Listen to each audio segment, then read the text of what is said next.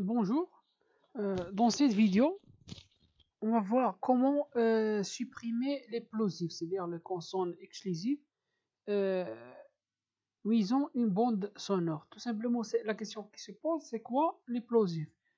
Les plosifs, ce sont les consonnes momentanées ou plusieurs concisivement une occlusion en phonétique articulatoire, pardon, est une consonne dont le mode d'articulation fait intervenir un blocage complet de l'écoulement de l'air au niveau de la bouche.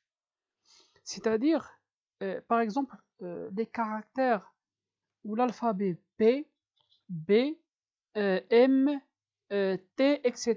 C'est-à-dire les alphabets qui exigent pour leur prononciation de bloquer l'air dans la bouche et bien après d'expulser d'une façon brusque l'air. Normalement, dans la plupart des cas, bien dans les auditoriums, les studios, il utilise ce qui est appelé le pop filter, c'est-à-dire celui-là.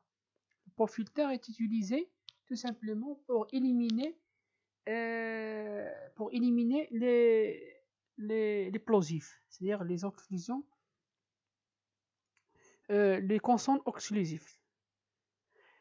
Maintenant, pour voir un exemple, bien pour voir une bande sonore contenant des plosifs, soit vous enregistrez votre propre voix en prononçant les mots qui commencent par le P, le B, le T, le M, etc. Soit je vais importer une bande sonore ou bien un fichier audio déjà que j'ai extrait à partir d'une vidéo sur YouTube.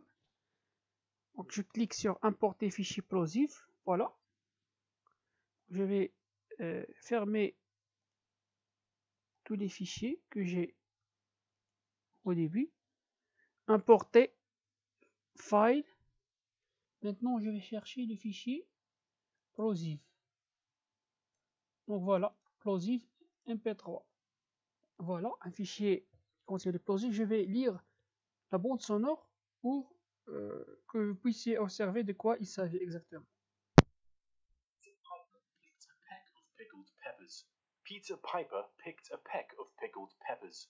Vous observez que tous les mots enregistrés commencent par le P. C'est-à-dire, ici, j'ai utilisé une phrase contenant seulement le plosif P, c'est-à-dire qui commence par P. Je pouvais, par exemple, utiliser d'autres mots, par exemple, pour paper, pickle, etc. Ou bien qui commence par T, par exemple torture, tarte, etc. Pour le B, banane, bouche, etc. Donc n'importe quel alphabet, n'importe quel mot qui commence par l'alphabet plosif. Si vous voulez voir la forme d'onde qui correspond au plosif, si je zoome par exemple sur le premier mot, celui-là, ou bien le troisième mot, Peter Piper picked donc, ce troisième mot, ça correspond au mot paper. Si je zoome sur ce troisième mot, vous pouvez observer le plosif, c'est-à-dire le P. Donc voilà, il s'agit du premier alphabet. Pour le mot paper, c'est tout celui-là, mais pour le P, c'est-à-dire le plosif, ou bien la consonne occlusive, c'est voilà le P. Vous observez qu'il s'agit d'une oscillation brusque, c'est-à-dire une variation d'onde très brusque et très élevée. Pour le deuxième mot, plutôt pour le quatrième mot, peck of pickled peppers. Peter Piper picked a peck of.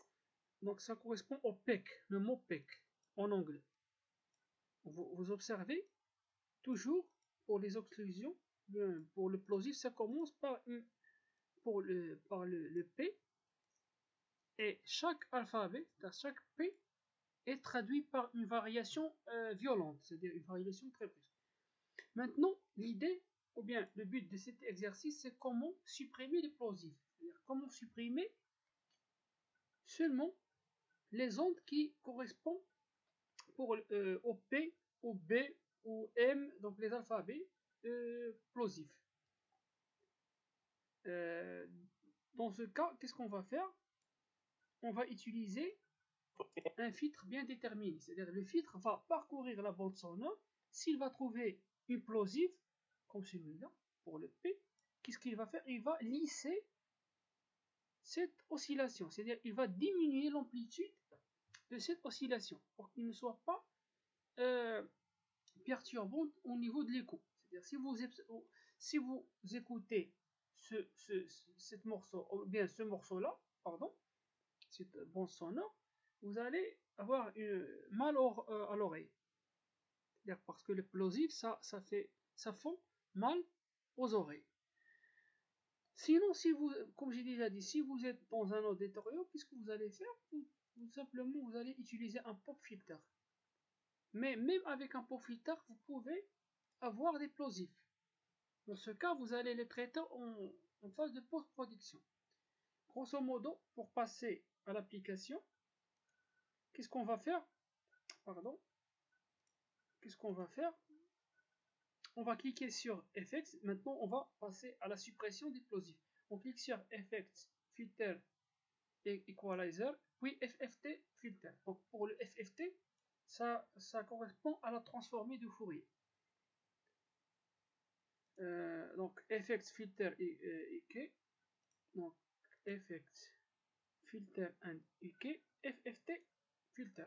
Voilà. Normalement, vous allez trouver le preset ou le filtre par défaut, c'est le default, c'est-à-dire par défaut. Pour supprimer, comme j'ai dit, pour supprimer les plosifs, qu'est-ce qu'on va faire? On va utiliser dans preset, c'est-à-dire dans cette partie-là, on va utiliser un filtre bien déterminé. Il s'appelle le Kill the Mic Rumble. Donc c'est ça le filtre qui permet de supprimer les plosifs. Je clique sur Default, je cherche Kill the Mic Rumble, c'est-à-dire les plosifs, voilà. Kill the Mic Rumble.